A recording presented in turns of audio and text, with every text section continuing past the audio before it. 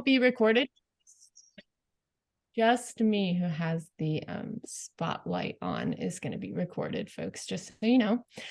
Hi, my name is Brooke. I work for Just Roots Farm, which is a nonprofit organization that works in food access, nutrition, and we are a farm as well. So we grow a lot of the ingredients that are in your kit today. And we really primarily work with a couple programs, a CSA, which is basically a community supported agricultural program where you get a CSA share, which is a farm share filled with fruits and vegetables, either monthly or weekly from our farm. And we pride ourselves on the ability of having all access, despite social economic status, people can enroll in these programs. So we do a lot of work around making local farm food more accessible for everyone. And as a part of that, we also do these cooking classes like this one, where you get all the kit ingredients necessary to make the meal. And basically you can get them delivered or you can pick them up. And that's a really fun part of what we do. So I wanted to introduce myself. My name is Brooke. I've been a cook in the past, but I'm really always still learning cooking and nutrition. And I'm a passionate foodie and I love trying out new recipes, but I'm learning too, always. And Lynette, do you want to introduce yourself? Hi, everybody. I'm Lynette. I'm the community care coordinator here at Just Roots. I work with a program, Farm to Family program. This is a completely new program for me too. This is my last day that I'll be here. So I'm glad that I get to meet you guys. Welcome. So folks, just so you know, a couple quick service announcements before we get started. And of course, you can ask questions if you need to. We always, please interrupt me if I'm speaking when you have a question. We love questions. I want to let you know we are offering this class again in February, but we have limited spots and we'd love for people who haven't got a chance to do this program to do this program. So we're going to let some other folks sign up first, and then with the leftover spots available, we'll send that sign up link to anyone who participated in this class already. And I'm sure there will still be spots for everyone. Hopefully you like it and you want to do it again. Also, even if those spots fill up, you are still eligible for doing our other cooking workshops. So please do stay in contact with me. You can always shoot me an email. I'm sure you've gotten plenty of emails from me already, so you have that contact. But if you have questions and have specific nutrition questions or questions about this recipe, I'm going to be on Zoom after the class. We're going to finish up probably right around 6. So I'll hang out in case people have questions, but you should have received, if you haven't, you will via email, a link to our nutrition tips for pregnant and postpartum people. It's a YouTube link, a video that has all kinds of recipes and nutrition tips for pregnancy and postpartum nutrition. So that will be in your email inbox. And of course, please send me an email if you ever have questions or want to get more involved with Just Roots Farm. And thank you for listening to all that. Okay, so on to the recipe. We chose this one because it's high in zinc, it's high in fiber, it's high in folic acid, high in calcium, iron, and it promotes stable blood sugar, and it uses a ton of local vegetables that can be either stored or grown year-round in New England. In your kits, you should have, for vegetables, beets, winter squash, which was already cut and peeled for us. We have Brussels sprouts. Should have gotten pepita seeds and craisins. Pepitas are like pumpkin seeds. Craisins are dried cran raisins. And then olive oil, apple cider vinegar, mustard, some kale. If you were not vegan, you would have gotten feta cheese, lentils, and veggie stock. And to get, lived off of limeade and citrus fruits. That's amazing. Sometimes we crave certain things. So you'll need salt and pepper. If you want to do a sweetener for your salad dressing, something like honey or maple syrup or sugar, a strainer for your lentils, a sauce pot for cooking those lentils, a sheet pan for roasting vegetables. And someone said I don't have a sheet pan, and you can absolutely just use whatever oven safe pan you usually use to roast. As long as it's oven safe, it's perfect. A knife and a cutting board, a timer, or just follow along closely and you'll stay on time. Measuring cup, salad bowl, vegetable peeler, and we're going to break this recipe up into 3 parts. We'll start with roasting our veggies, then we'll move on to cooking our lentils, and then we'll prepare our salad and salad dressing. If you did not soak your lentils, it is okay. It is okay. It's just going to make their cook time a little bit longer. And we didn't put an exact cook time for lentils because it's going to depend on how long people soaked them. And what I always suggest with lentils is taste them to be fork tender. And if you overcook them, it's okay. Undercooking is not so tasty. All right, so I'm going to get started and I'm going to preheat my oven for our roasted vegetables. I'm going to preheat it to 400 degrees. So you can go ahead and do that if you haven't already. And I'm going to start with my beets. If you do not like your hands getting stained for a couple hours, you may want to wear gloves, kitchen gloves, whatever you have. My hands are going to get stained, but it does wash off within the day. But I'm going to start by peeling my beets. Now, what if I don't have a peeler like this that does a nice job of peeling for me? You can use a small knife preferred. I'll show you a paring knife. And you can hold your your root very carefully and peel away from yourself like this. Let me get a little closer so you can see that on the camera. So I'm going away from me, peeling down and just getting that skin off. So you only need about a cup of each of these for the recipe.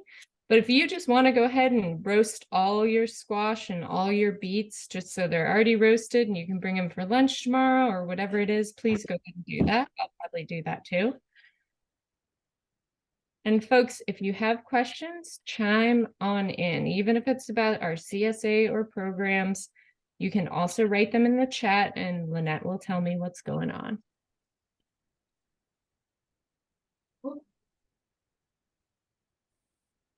Does someone have a question? I heard a little noise. So I got one peeled, working on the second one. I also like to peel away from me, especially because if your beets are a little bit juicy, that can splatter onto your clothes. I don't find that it stains, but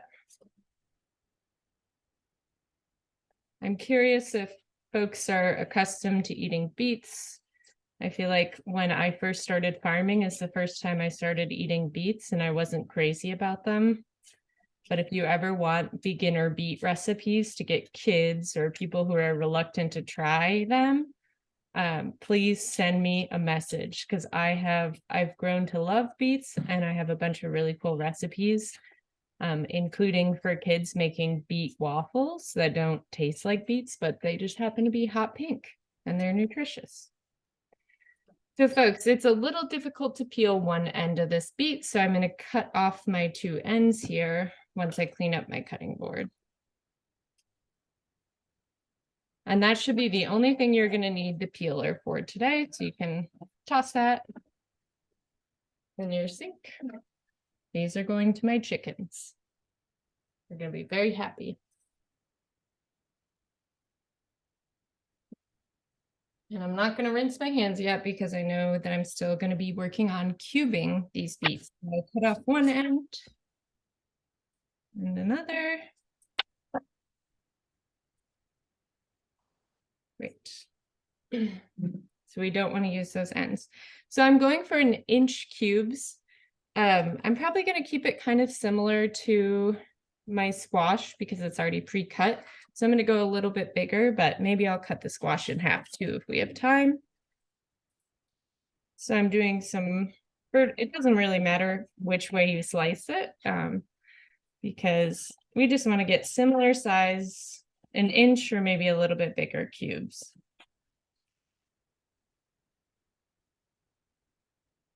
Now I'm just going to show you for reference. Oh, I dropped one. Looks very bloody, huh? And I'm going to put those into a bowl because we're going to toss them with olive oil in a little bit. Making sure everyone can still see. Like that. So depending on your roasting pan that you have, you also might want to consider how much of the beets that you were given or squash you can roast. When I'm roasting vegetables, I like them to get a little bit crispy. And a key to getting them a little bit crispy is not having them overlapping on the pan, because while they're cooking, they're giving off moisture. So if they're right next to each other, that's not going to be too tasty. And this is one of our great high in iron and fiber foods. Beets are just absolutely wonderful for you. I sometimes get asked, can you leave the skin on beets? And the answer is yes, you absolutely can. It does cook down. It can be a little bit chewy, but you can definitely leave those on if you want some added fiber. I'm going to rinse my hands on my cutting board and I'll be right back.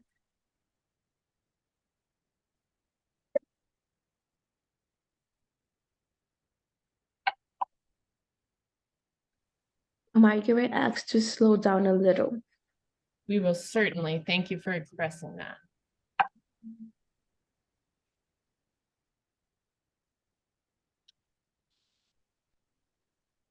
Now is a great time for questions.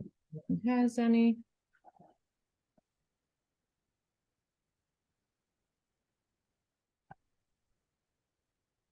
And if you did forget, make sure to set your oven. You want to preheat that oven before we get any of the vegetables in there to 400.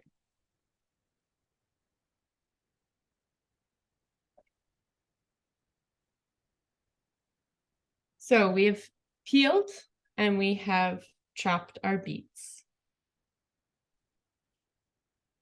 Also, folks, if you do find yourself falling behind a little bit, that's okay. We're going to have a lot of time in between waiting for things to cook.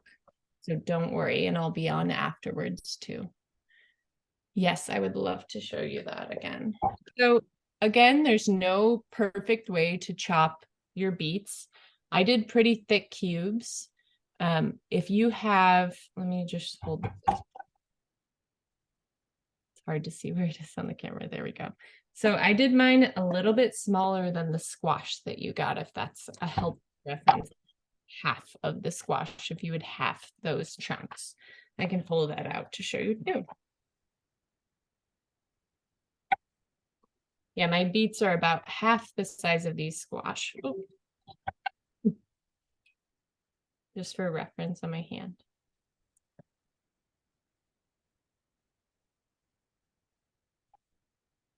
Also, feel free to unmute yourself if you have questions and you don't want to type it all out. A lot of people are on here with their phones, and I know that's not easy while your hands are full of beet juice too.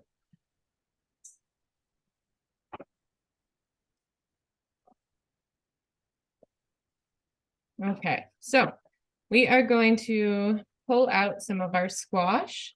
So I'm guessing you're not going to need all of the squash for your salad, but if you're a big fan, then you can certainly use it. We only need about a cup of each vegetable, as mentioned before. And just for size reference, this is a cup. Okay, so if I was doing a cup of the squash,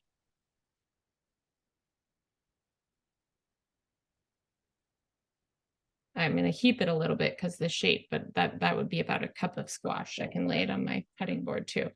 That's all you need. So if you feel rushed for cutting time, just stick with that and make the rest of the squash tomorrow if you'd like. Now for the larger chunks, I'm also going to cut those in half, these big guys.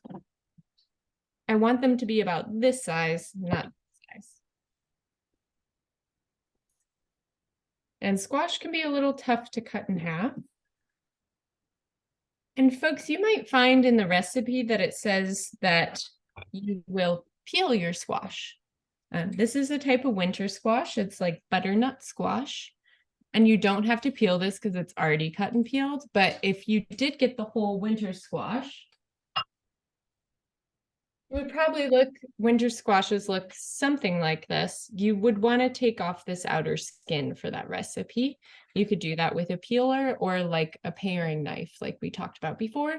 But we're lucky enough that it's already pre-cut for us to save time with this recipe. So I'm just cutting those big squash chunks in half, just to make sure everything's around even size so that when we're cooking these vegetables, they all finish up at around the same time.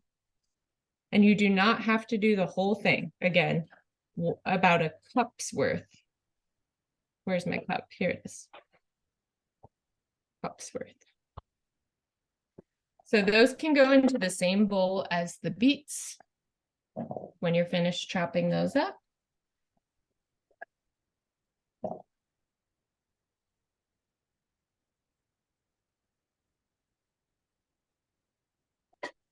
This is a great food that is winter squash is great for if you've got a little bit of an upset tummy. It's a simple food that's simple to digest.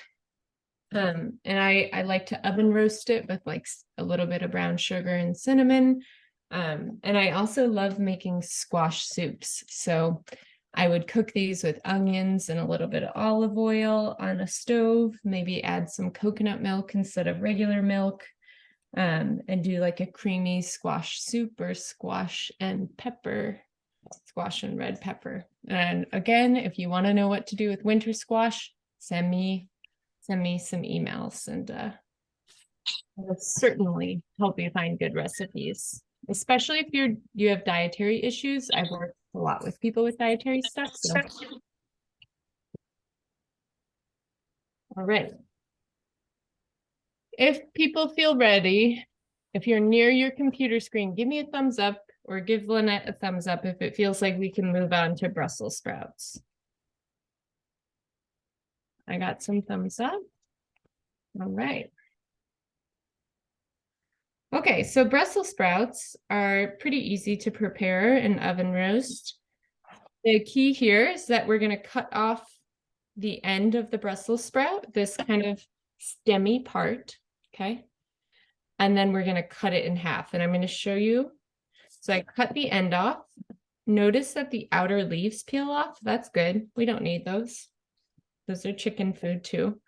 And then I'm going to cut it in half. I'm going to start at the bottom of the stem and cut. So what you have left are these beautiful, beautiful little sliced Brussels sprouts. You can toss those in with your squash and beets once you finish chopping those. Now, something I feel like a lot of folks don't use Brussels sprouts for, but you can, is actually in like salad. And the greens are a little bit tough. So in order to combat that, if you ever wanted to, you could slice them like we just did and do tiny little thin shredded slices like that. It's really good. That's neither here nor there, not today's recipe, but I thought I'd share it. Okay.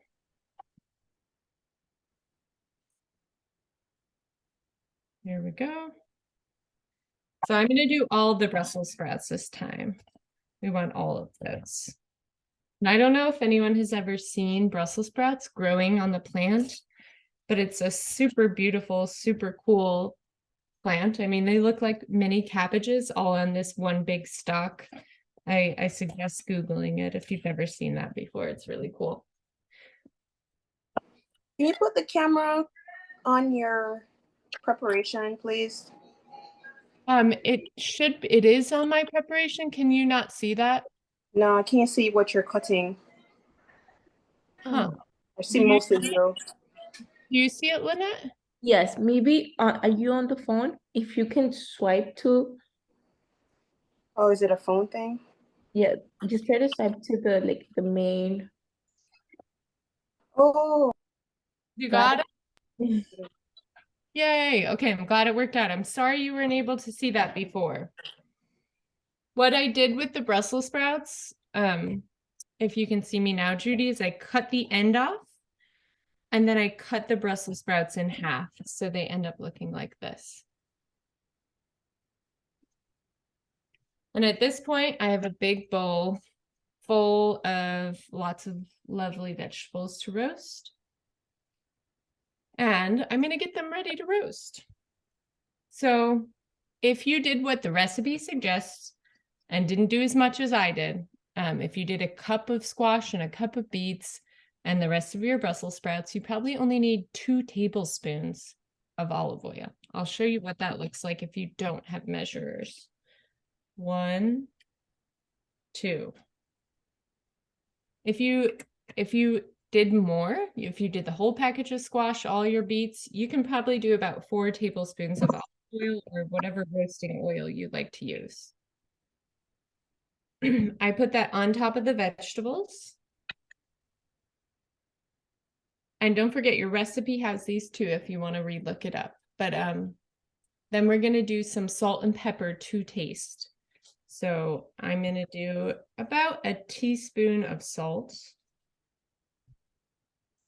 Teaspoon of salt, just for reference. Where am I? That's a teaspoon. Okay. And I'm going to do about a 4th teaspoon of pepper. So for me, that looks like a few cracks. Oops, sorry, I got a barking dog. Manny, come here.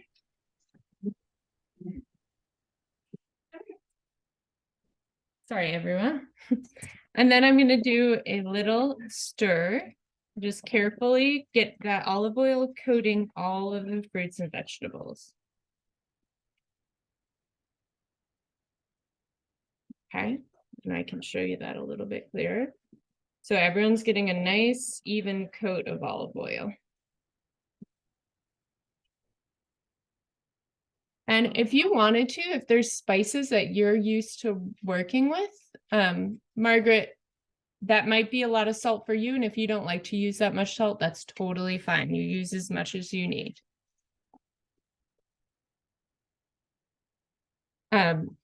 So everything is coated here. And it's pretty much ready to go onto a roasting pan. So I know someone said they were using a Dutch oven, and we are going to be using a sheet pan here. And what I had mentioned before is we don't want all those vegetables to be touching. What I was mentioning before the dog was that if there's spices you like to roast with, like cinnamon, because that brings out some of the nice beet and squash flavors, or maybe you like to put a little cayenne pepper for heat in it, or garlic powder or onion powder, you're welcome to do that too. I think the dressing in this salad has a lot of what we need in terms of flavor. So I'm just going to do salt, pepper, and a little olive oil. Okay, and so I'm putting mine directly onto my baking sheet. You can certainly use a piece of tin foil if you'd like to coat your pan so they don't stick or anything. Okay, so that was a perfect amount for my sheet pan. I'm just spreading them out.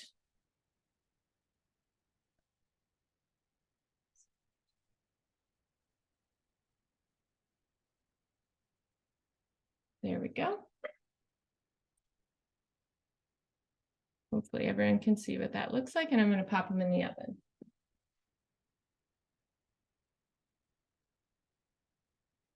So I put these on the rack closest to the highest source of heat that I have. Okay, and then we are going to set a timer. You can do it on your phone if you have that ability, or if you have a timer on your oven, that's great too. And I'm going to put it in for 30 minutes. Check on it in 30 minutes, but I know it might take 45, which means you probably won't assemble your whole salad until after the workshop, and that's fine too.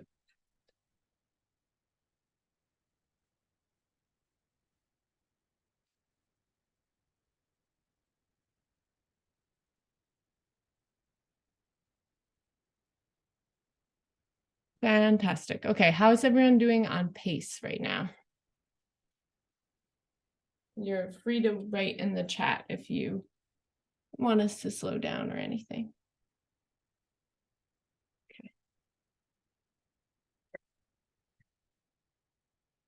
Okay, we're gonna get moving on to our lentils, if that's okay with everybody. I had pre-soaked mine. I just filled, I did the lentils and then did like half amount of water. So I'm not going to use quite as much broth as one might think. One thing I should note is that you do not have to use the perfect amount of broth for your lentils. Where the point is to cook them in the water. They're not going to get crispy. They're not going to fully absorb all the water like rice does. So you can put in extra broth or water, whatever you end up cooking them in, and strain them at the end. And sometimes I'll just use a fine mesh sieve or a strainer like this to strain it out. So I am going to cook mine in a little stock pot, little stove pot. And so what I'm going to do is put in my lentils, put in 2 cups of broth. You can do more or less, especially if you did not pre-soak it. I would maybe do 3 cups. And then we're going to bring that to a boil and then reduce it to a simmer. So bringing it to a boil, all the bubbles are coming up. Then we'll knock it back to a simmer.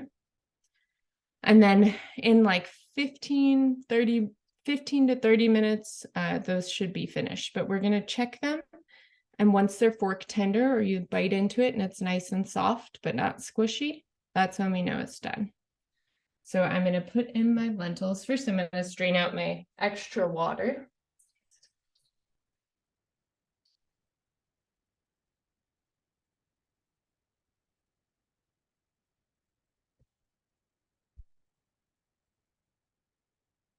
Got them in my pot.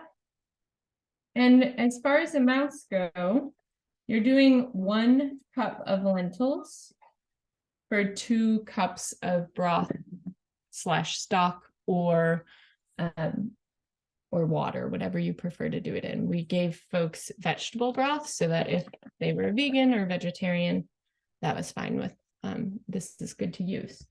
And I'm going to do 2 cups of this. 2-to-1 ratio here. And you don't have to cook them in stock. It just gives them a little bit more of a flavor.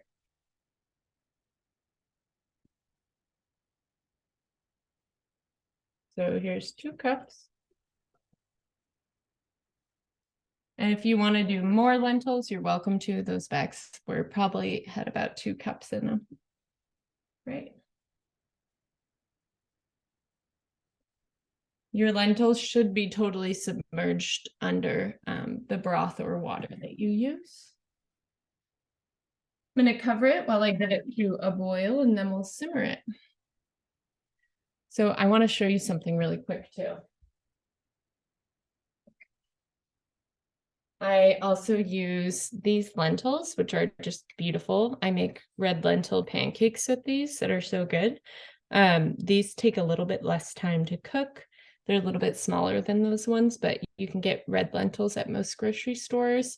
A really nice one to try out at home if you can.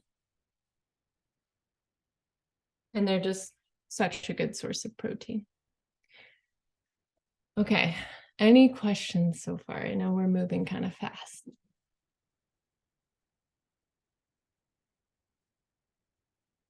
Looks like everyone's doing good. Okay.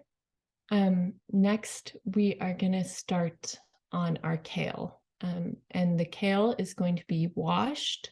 You have to wash it first, kind of dry it to the best of your ability, and then we're going to take it apart to get it ready for a salad.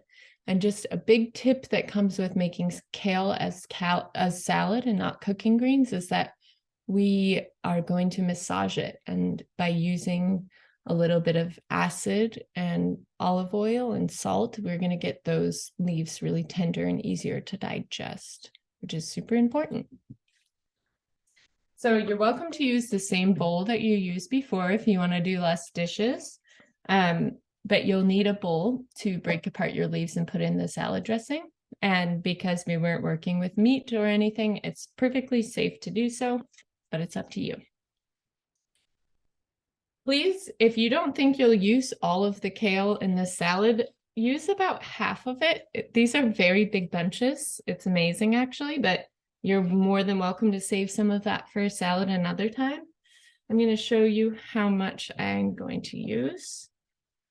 And I'm cooking for 2, but again, if you're a big kale eater, use a bunch. So I have 1, 2, 3, 4, 5, 6, 7 stalks, mix of small ones and big ones. And what I'm going to do is I'm going to hold them by the stems and run them under cool water and then tap them against the side of the sink to get out some of that extra water. You can also use a colander if you want to drain some of that. So you can see me? Good. I'm just giving them a good rinse.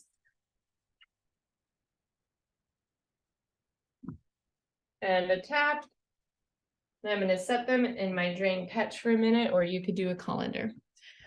If your stove is like mine, it's on high right now, trying to get a boil. It probably is about to start boiling or just has. I'm pretty close, so don't forget to check that and move it down to a simmer, which is low heat. So a simmer, we get a tiny bit of bubbling, but more like steaming. Almost.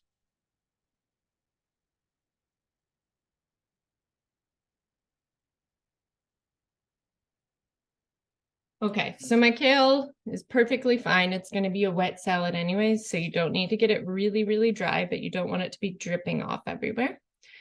And the kale stems are really difficult to digest if you're not cooking them. So what I suggest doing is using your hand to pull off just the leaves and separate them from the stem. And those can go into a bowl. So leaves from stem. And you can just toss them right in there and we'll give them a quick chop afterwards.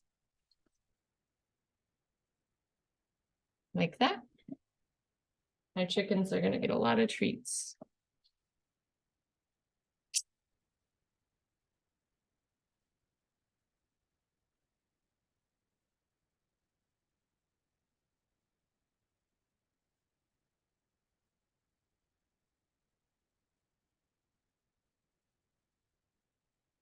And I can hear that my lentils are almost boiling.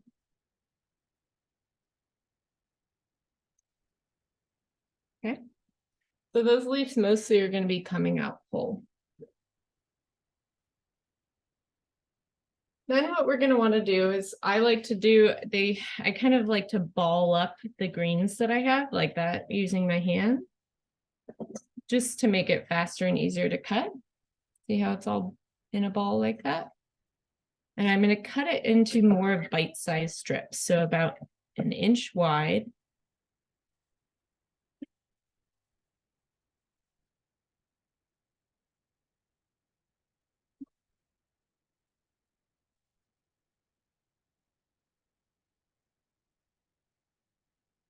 And then I go across it a couple times horizontally. So what I'm left with are good bite size. Okay, that can go back in your bowl.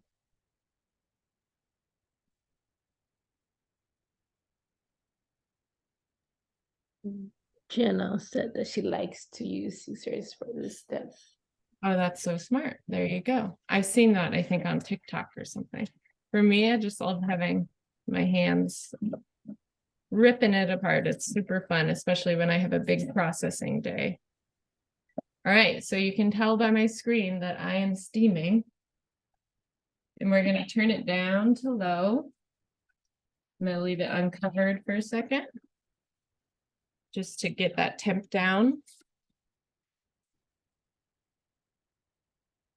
And because I can't do 2 timers because you have my phone, Lynette, do you mind setting me a timer for 15 minutes? Or just keep track for me. I already got the one on my oven on. Okay. All right, so now I've got my kale in a bowl, all chopped up and ready to go. I'm gonna take a minute to clean my station, because if I don't, it'll all end up on my floor, on my pants.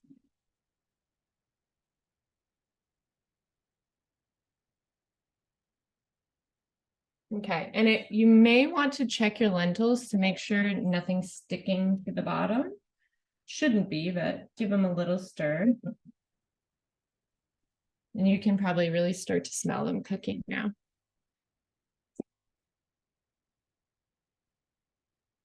Okay. Hopefully everyone's doing good on timing. Great. Now I'm going to use a bowl to make a little bit of a dressing that's going to go on our salad, and we're going to use some of that right away to massage our kale. So that's when we're going to need, if you want to use a sweetener for this dressing, I mentioned that I like to use a little bit of honey. Then you can totally get whatever you like, if it's maple syrup or sugar. You also do not need one. If you just want tangy vinaigrette, you don't need sugar or any sweetener. We're going to use some mustard. Optional if you like. I always put oregano leaves in my salad dressing, salt and pepper for on top afterwards, and some olive oil. Okay, so here's my measuring. We're gonna do 2 tablespoons of the vinegar that you got. Should be apple cider vinegar. Now, feel free to double this if you're like, I want to make a lot of dressing so I don't have to do it throughout the week. Sometimes I do that too and store it in a mason jar or a Tupperware. So I did 2 tablespoons of your vinegar. I'm going to do 1/4 cup of olive oil. This is an 1/8 cup. I'm going to do 2 of those, if anyone's wondering.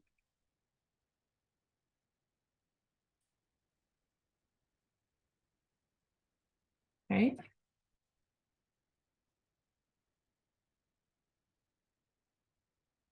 I'm running out of room up here. 1/2 a teaspoon of salt, and if that feels like too much for you, absolutely you can cut it back if you need to lower your salt. So 1/2 teaspoon of salt,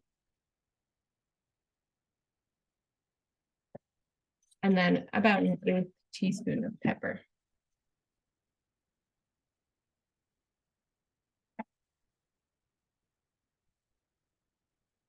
At this point, you can put in an optional up to tablespoon of sweetener. If you're using sugar, I would do less than that. But I'm going to do a tablespoon of honey.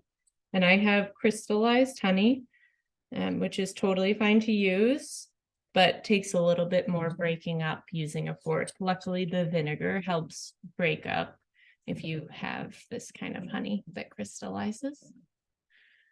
And then we need to get a fork, and then we're going to, if you want to add any of your favorite herbs or spices, you like putting garlic powder in it, some people do, go for it.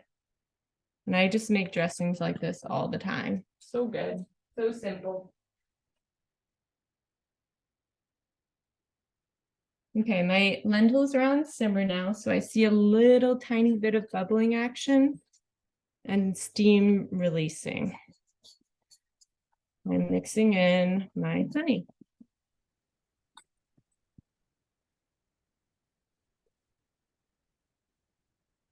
What's on your scarf? Your scarf, your scarf. What's on your scarf? Your scarf, your scarf. It looks like we've got someone's music for a little kiddo. It sounds fun.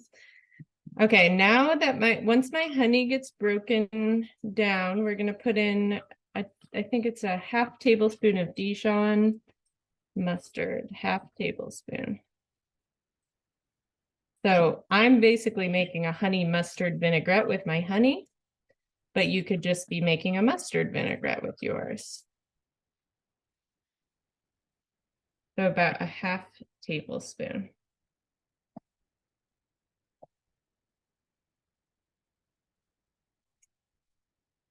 Okay, now it's really starting to smell like honey mustard. Okay, and I'm whisking it with a fork.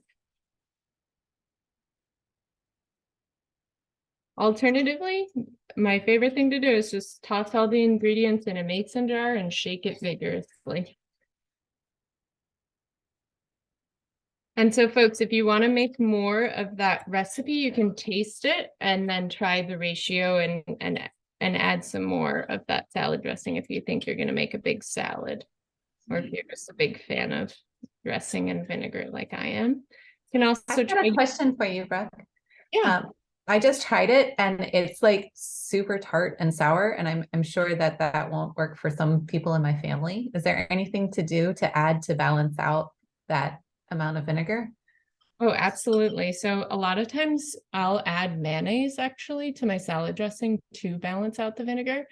Just kind of like kids often like Caesar dressing, even though it has anchovies and a lot of lemon in it. So I would say adding a little bit of water, adding mayonnaise, or adding some more olive oil is a good idea. Trying any of those things. Mayonnaise would make a nice creamy dressing. Olive oil would balance out a lot of the acid, and a little bit of sugar would balance that acid out too. Does that feel helpful? Great. And if you have any suggestions too, of that the kids that you're cooking for or the people in your family might not like it, please share those too. All right, so my dressing's looking pretty good. And I'm going to give my lentils a quick peek. Looking good.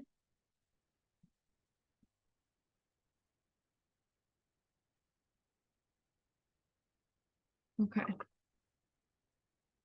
How does everyone feel if we move on and start to massage our kale? And that's a good idea to taste your dressing.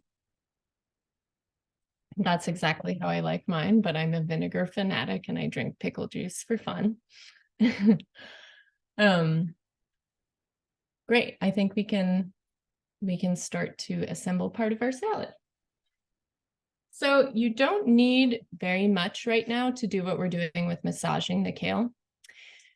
You probably only need about a tablespoon of the dressing that we made. We just want to get the leaves a little bit wet. One thing to suggest, if you have cuts on your hands, this is going to be a horrible, painful process for you. So really try to wear like a pair of gloves if you can, or do the best you can with the kitchen tools you have. So maybe it's using a wooden spoon and pressing down on the leaves. But I always think the best thing you can do is use these wonderful tools that we have.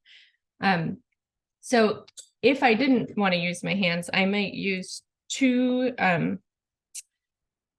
big spoons like this to try to press the dressing on the leaves.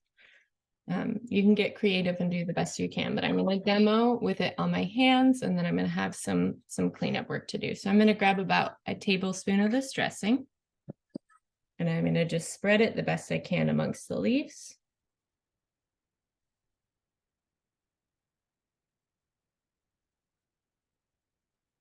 And I'm going to get to work. Okay, so at first the kale is going to feel kind of dry. You'll notice as you start to massage it and as the dressing gets on it, it's going to get darker green and it's going to get smaller. One thing to note too is that even though this dressing is really tangy, we're going to be putting about a half cup of craisins in there. And I think the sweetness balances the tanginess out a lot. And the lentils are, relatively bland. Okay, so I'm massaging and I'm probably going to do this for about a minute. If you can tell, I'm just squeezing it in between my fingers. It's a little bit of a workout.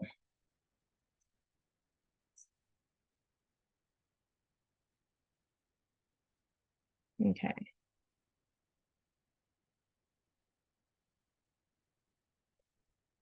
Okay, hopefully folks get a good picture of that. That's feeling nice and soft for me. And the vinegar, or if you use lemon another time, that'll do the work. Crystal, should I repeat the step of massaging the kale or making the kale dressing?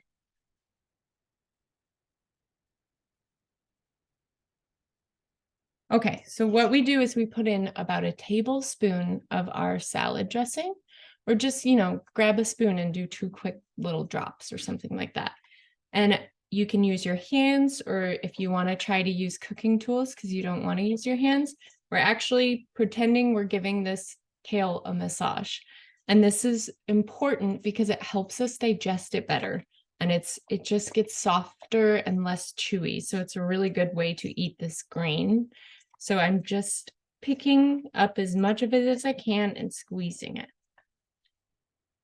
with the dressing on. Hopefully that clears it up a little bit. And now I'm going to wash my hands.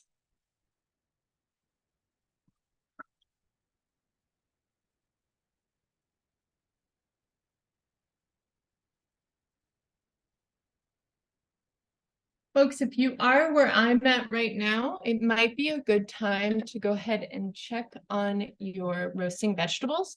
Sometimes I'll leave them how they are and I don't even twist or turn or stir them. Right now I'm going to take a wooden spoon, very carefully give them a little stir. They should have around 20 minutes left.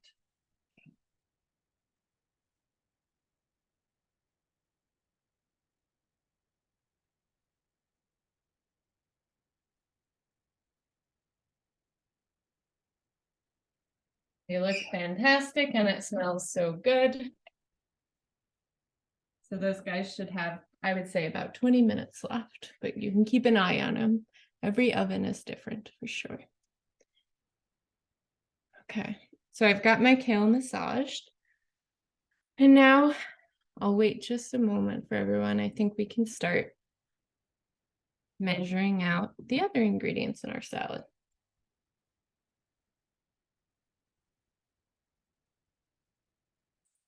All right, so folks, sometimes in my salads, I put craisins in whole. And sometimes if I'm having a finer salad, I like to chop them up because you get smaller bites of them. This is completely up to you. You absolutely don't have to chop them. You can leave them whole. I'm going to do a quick little chop for mine. So we're going to do a 1/2 cup of these.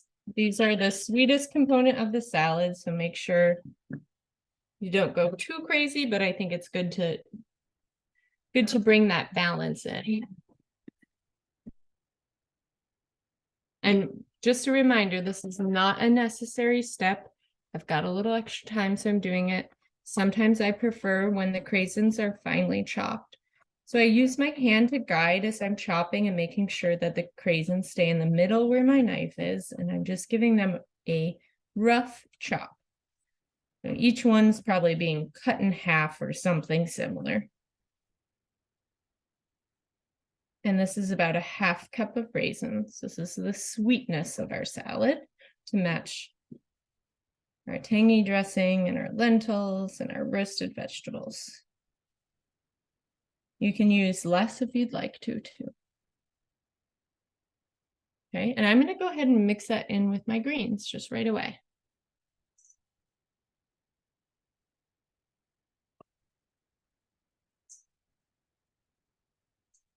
The same thing goes with your pepita seeds or pumpkin seeds.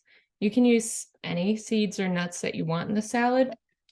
We just chose these because we had some nut allergies, but I love eating these toasted.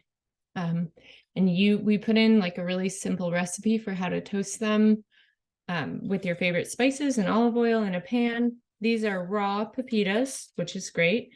I'm going to do another 1/2 cup of those. So this is adding some serious protein on top of the lentils into our salad. And they're also going to be the biggest bit of crunch in our salad, especially if you pre-toasted them. And I'm in a rough chop, but you certainly don't have to. I love that sound. And they just add such beautiful color, beautiful texture to the dish.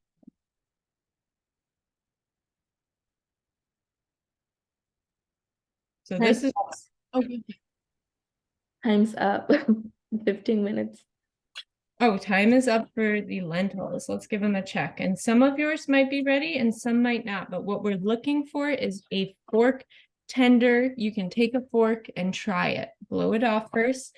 But you want it to feel good and chewable and not too squishy, but tasty. I'm going to check that in just a second. I'm just going to mix in my seeds into my salad.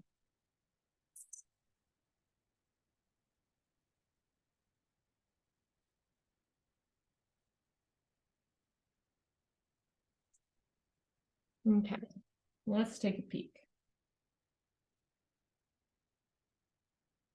And try it.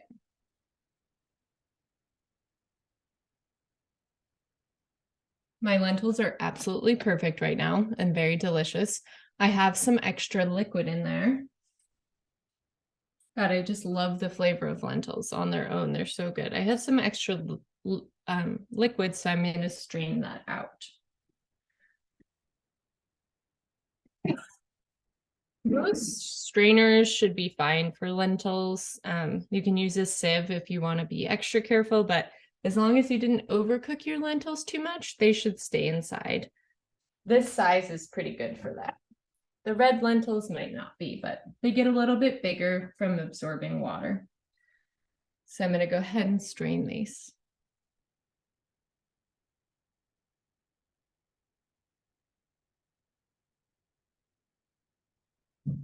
Wonderful. And I'm going to let them cool down slightly. How are we doing, everyone? Any questions so far?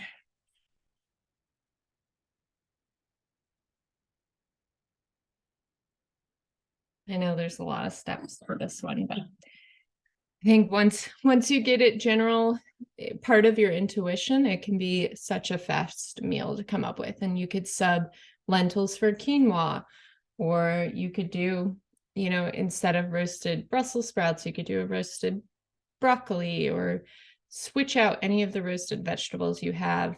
Make your dressing sweeter or less sweet.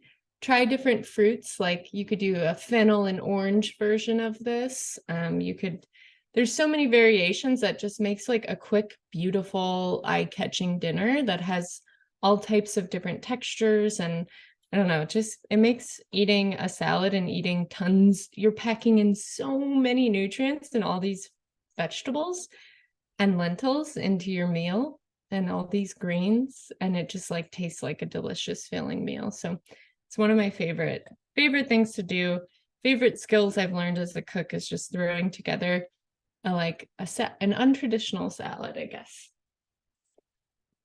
I know some folks who are not vegan got feta cheese. You can also crumble up some of your feta if it's not already. You can add that to your salad. I would suggest trying it and seeing if you like it. I recently purchased this vegan feta cheese, and I've tried it before and it's not too bad. So I'm actually gonna maybe try putting some of that in mine. And a lot of times the vegan cheeses just come in blocks, so I would just cut it up in tiny pieces if I'm gonna do that. Just gonna get a little bit cleaned up.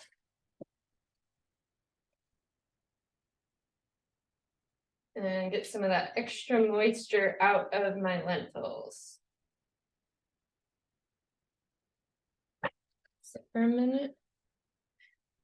Now, sometimes when I'm oven roasting and I want to get a little extra crisp, I might very carefully turn the heat up to 450, 425.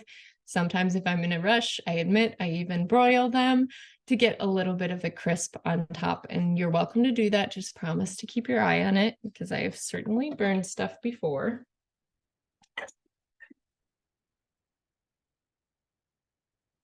And how do people's roasted vegetables look? If you want to test them, you can take a fork and try to pierce through the squash, pierce through the beet. And those two are going to take a little longer to cook than the Brussels sprouts, so try those out first.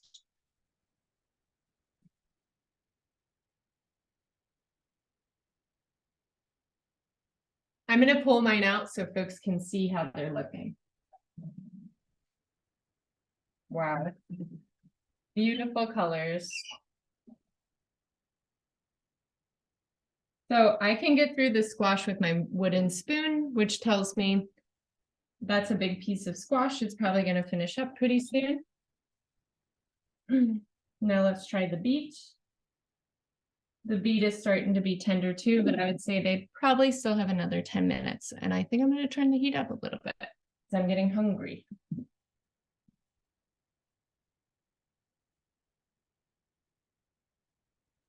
So I'm gonna turn it to 425, just for fun.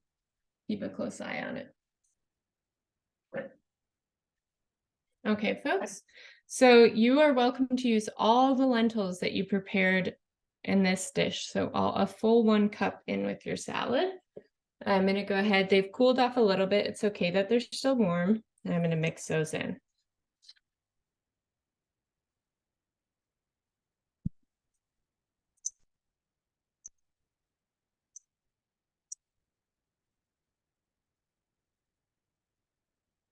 So we've got the crunchiness of our pepitas, sweetness of our craisins. We'll have those nice roasted veggies, the sort of meatiness, and really savory lentil, and then our salad dressing. It's going to be very good.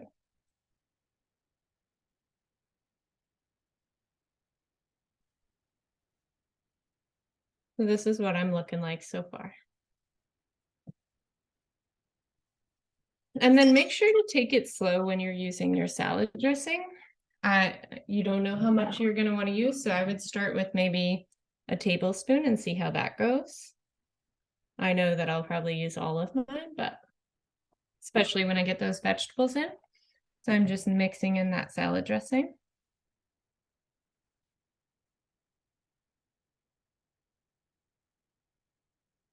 And then the last step would be when you feel like your vegetables are done roasting, turn off your oven, of course, and throw them in and mix it all up. And you can serve this salad warm, just like the recipe's called, a warm lentil salad. And please do try different variations of this when you cook it on your own, and tell us if you like it or if you found things that you really liked mixing in with it. As I mentioned, mine still have a few minutes, so I can hang out here and take any questions if you want. If you feel like you've got it, you know what you're doing, you got it going on, feel free to sign off. You're more than welcome to do that. And keep an eye out for any other opportunities with Just Roots. If you want to get involved, you love cooking, you love sharing recipes, we'd love to hear from you. We are a big community organization. We work kind of everywhere in the Pioneer Valley. So we're so glad that everyone got to join us today, especially that we have all new people. Thank you, Jenna. Thanks for coming so much.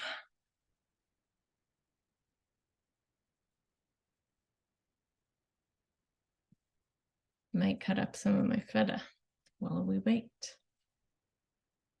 I'm sure there's a lot of